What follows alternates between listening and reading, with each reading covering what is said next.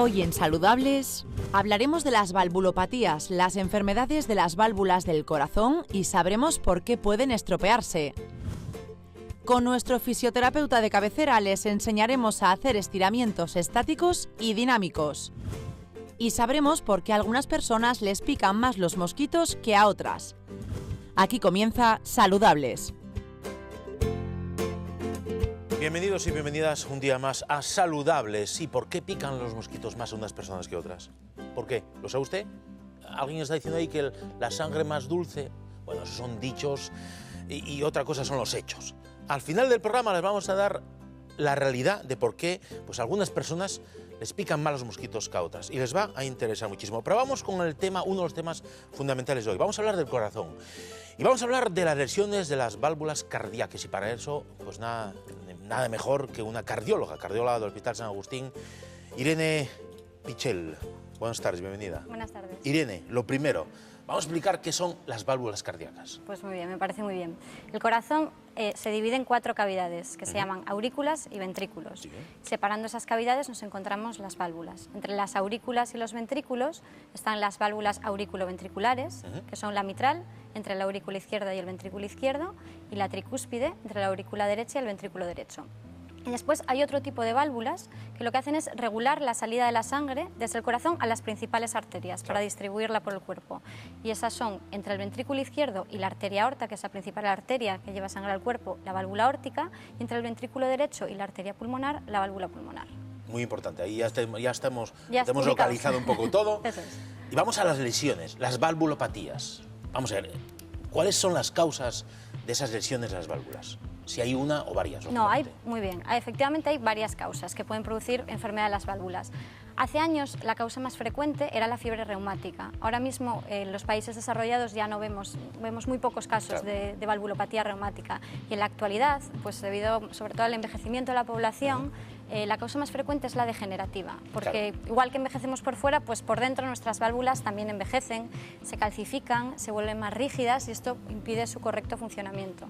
Luego también hay otras causas no tan frecuentes, como pueden ser las infecciones del corazón, las endocarditis. A veces en el contexto de un infarto de miocardio, cuando es un infarto grande, esto afecta a los músculos que sostienen las válvulas y también produce una valvulopatía. En ocasiones también pues, hablamos de, probablemente la gente haya oído, tengo un prolapso. Un prolapso pues, es una válvula que es un poco más grande, redundante y que lo que hace es pasar de una cavidad a otra del corazón, impidiendo su correcto cierre. Claro. Eso, lógicamente, produce alteraciones en el funcionamiento del aparato circulatorio. Eso es. ¿Cuál es la sintomatología? Pues inicialmente hay veces que puede pasar mucho tiempo y que los pacientes no noten nada, sobre todo cuando las formas son leves, pero cuando ya avanza la enfermedad, normalmente los pacientes consultan por distintos síntomas, que suelen ser más bien de esfuerzo. Dicen igual, pues me fatigo al subir cuestas o al subir escaleras. A veces notan dolor torácico, también síncope, es decir, pérdida de conocimiento, incluso palpitaciones, arritmias y puede ser que incluso muertes súbitas también, eso sea muy infrecuente en casos avanzados. Claro. ¿El diagnóstico para un cardiólogo en qué consiste? Diagnóstico primero con el fonendo. Nosotros siempre usamos el fonendo. Eso es lo que acabas de decir, es muy importante y me presta, hablando en asturiano, que digas eso, porque el hecho de usar el fonendo significa que estás auscultando, estás explorando el paciente, creo que es fundamental. Fundamental la exploración, porque ya nosotros con un soplo en un determinado momento del ciclo cardíaco podemos sospechar qué tipo de valvulopatía padece el paciente. Pero fundamental es el ecocardiograma. El ecocardiograma es una técnica inocua que se puede hacer a todo el mundo, no hay ningún tipo de contraindicación y que nos permite ver directamente las válvulas, qué válvulas están enfermas, cuál de estas 4 que hemos enumerado, cuál es la enfermedad que tiene la válvula y cuál es su severidad, su gravedad. Eso es lo que nos permite. Hablando de gravedad, ¿cuál es la válvula que puede producir mayor gravedad y que es a lo mejor más frecuente?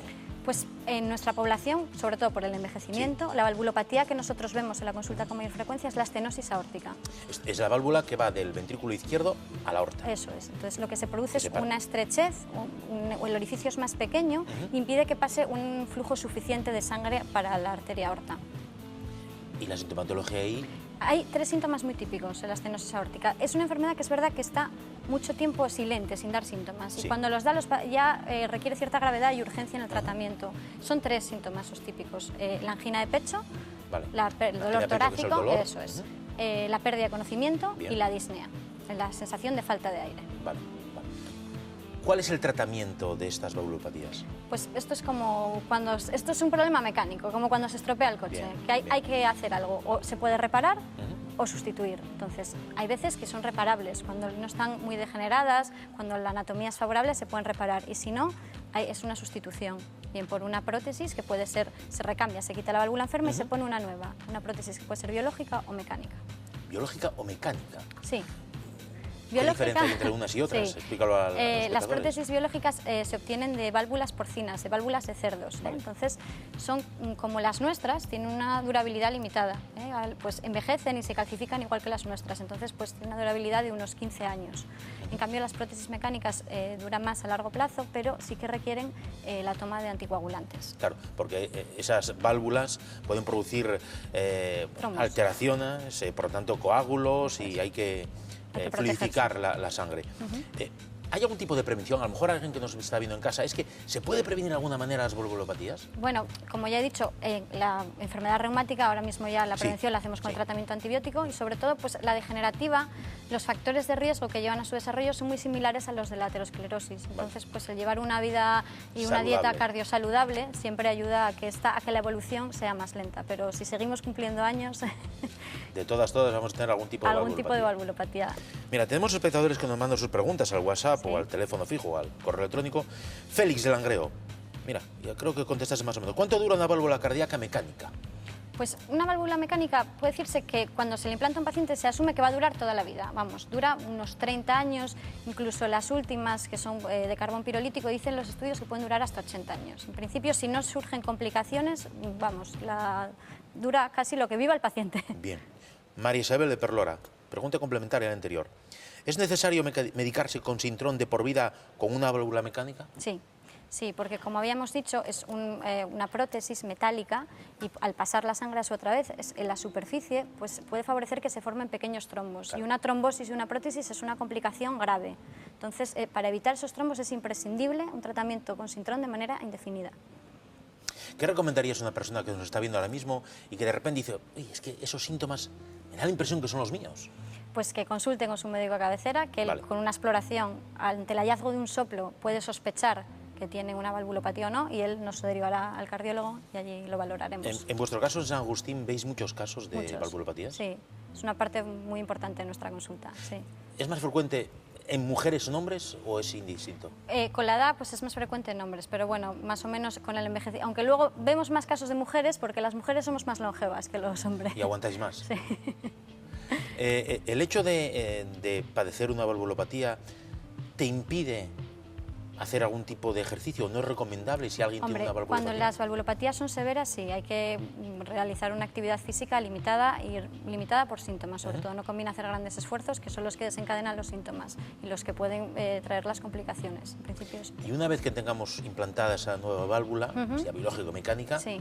¿se puede hacer una vida normal o hay que Sí, tener si un no ha control? repercutido sobre, porque hay veces que las valvulopatías cuando evolucionan mucho repercuten también sobre la función del corazón para bombear la sangre y lo dilatan. Cuando no es así, un corazón es estructuralmente normal. Una vez que se pone la válvula nueva se puede hacer vida normal, pues con las precauciones de si es mecánica hay que tomar el Sintrón Sí. y una serie de recomendaciones, pero sí. Y una pregunta, mira, esta mañana estaba acompañando yo a mi tía Maruja, que iba a regularse en Sintrón al centro de salud. ¿Es difícil, complicado regular un Sintrón en una persona? No. Lo que No. pasa es que hay que ser disciplinado, tomarlo Vale. bien, seguir las recomendaciones, pero no. Eso existe ahí un poco de mito y cierto temor en la población a la toma del Sintrón, pero no. Insistiendo para mi tía Maruja, si uno se pone muy nervioso, muy estresado, ¿eso puede afectar el efecto del Sintrón en una persona o no? Hombre, es bastante susceptible a cualquier cambio, pero así en principio un estrés agudo no debería. Yo no sé si quieres recomendar algo a la gente que nos está viendo y que haya pasado por tu consulta. Eso de ser disciplinado me parece muy importante. Es muy importante, sí, porque quizá fallemos nosotros porque la adherencia terapéutica, es decir, que los pacientes tomen las pastillas y sigan las recomendaciones de la dieta, del ejercicio físico, es una parte fundamental y elemental del tratamiento. Entonces, da igual que nosotros les pongamos una valvulita nueva perfecta, que si luego esa parte fundamental del tratamiento que tiene que hacer el paciente no la cumple, entonces pues queda a la mitad. ¿Les hacéis un seguimiento Sí, o les eso el hacemos un médico de cabecera? seguimiento. No, nosotros les hacemos un seguimiento antes de operarse, les hacemos un seguimiento, depende de la severidad de la valvulopatía, con distinta periodicidad y luego, una vez operados, también les hacemos un seguimiento cardiográfico y clínico. Pues Irene Pichel, cardióloga del Hospital San Agustín Avilés. Un placer tenerte aquí, además, la facilidad de palabra que tienes y lo claro que tienes todo, empezando por la auscultación, me parece que tienes que volver aquí a visitarnos para explicarnos algo más del corazón. Estaré encantada. Doctora Irene Pichel, un placer, muchas gracias. Igualmente, gracias a vosotros. Hasta otra.